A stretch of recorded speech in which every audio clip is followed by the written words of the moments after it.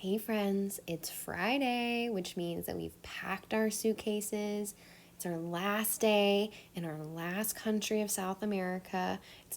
We haven't covered all the countries because there's so many and we can only travel so fast, but I thought we could stop at one of the islands off of Ecuador on our way back. So this is a book called Take Your Time, A Tale of Harriet the Galapagos Tortoise by Ava Farrow and Donna Jo Napoli, illustrated by Laurel Moak.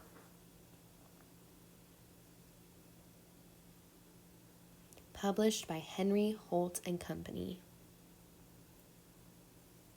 Harriet did everything slow. Wait, which one's Harriet? There's so many animals. Oh, you're right. It's definitely the tortoise.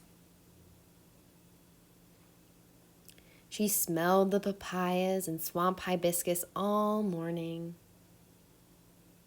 Look how happy she looks. She munched cactus pads and apples all afternoon.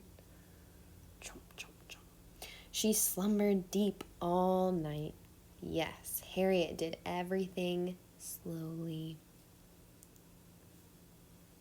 The other animals scolded her. Your rhythm's all wrong, Harriet. It's a matter of timing. Your timing's off. Life in the fast track is exciting.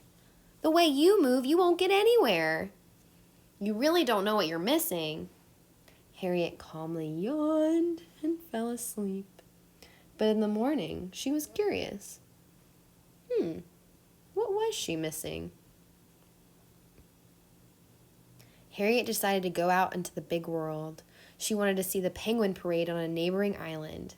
This took place in the summer. To get there on time, Harriet had to leave in the winter, in the rainy season. She was in no hurry. There was plenty to see along the way. She swam past hammerhead sharks.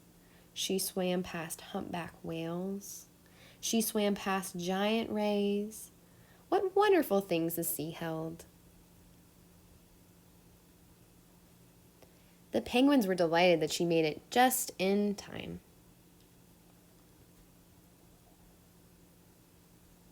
While she was there, Harriet offered little iguanas a ride through the dunes. She walked past pink flamingos. She walked past blue-footed boobies. Those are those birds over there that look really happy and they have their blue feet out. She walked past red-throated frigate birds. We've learned about those. Can you guys find them up at the top with the red throats? What wonderful things the sky held. The ride took months and months, and by the end, the little iguanas were big iguanas, big enough to scoot off on their own. Now, the rainy season had come again. Harriet dug a hole to make a pool for the sea lions. While she worked, other friends filled the pool. She dug past crawly centipedes. She dug past slippery snakes. She dug past skittery crabs. What wonderful things the earth held. Harriet stood back and looked at the wide, deep hole. Another whole year had passed. Maybe it was time to go home. Harriet swam steadily day after day, week after week, month after month. She was just about to crawl up onto her home shore when a pod of playful dolphins circled her. Been out traveling, have you? Imagine how much farther you could go if you went fast. Come on, take a chance. You won't believe how good speed is.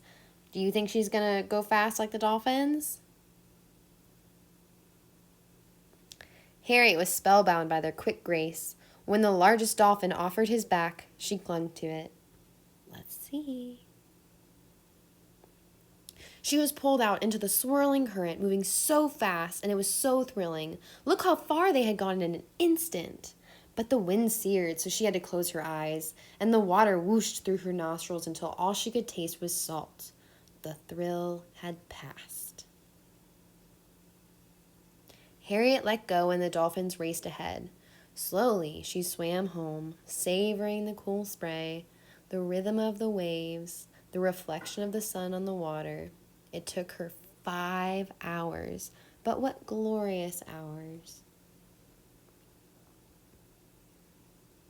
Harriet thought about all the creatures she had seen moving in the sea and the sky and the earth. Sharks could cruise or whisk along fast. Boobies clumped clumsily on land but soared in the air.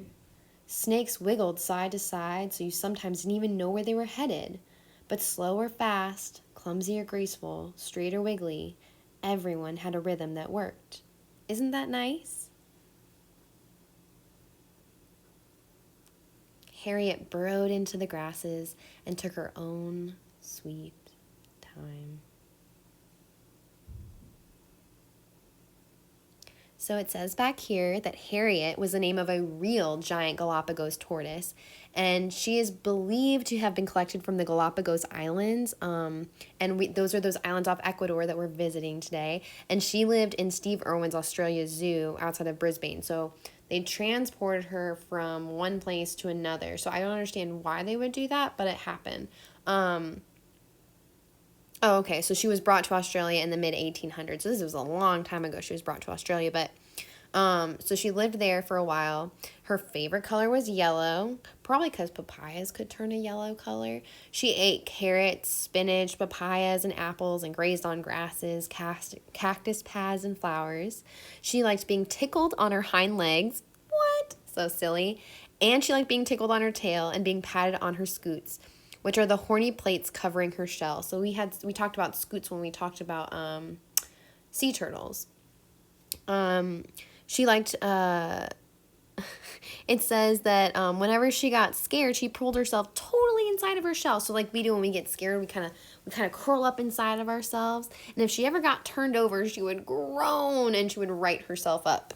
She often burrowed in the grass like this one did in our book. And on the internet, you can find photos and videos of the giant Galapagos tortoises swimming and walking. Now, I myself used to think that they were really bad swimmers and that tortoises couldn't swim, but tortoises are actually really good swimmers, and they've been seen far out in the ocean.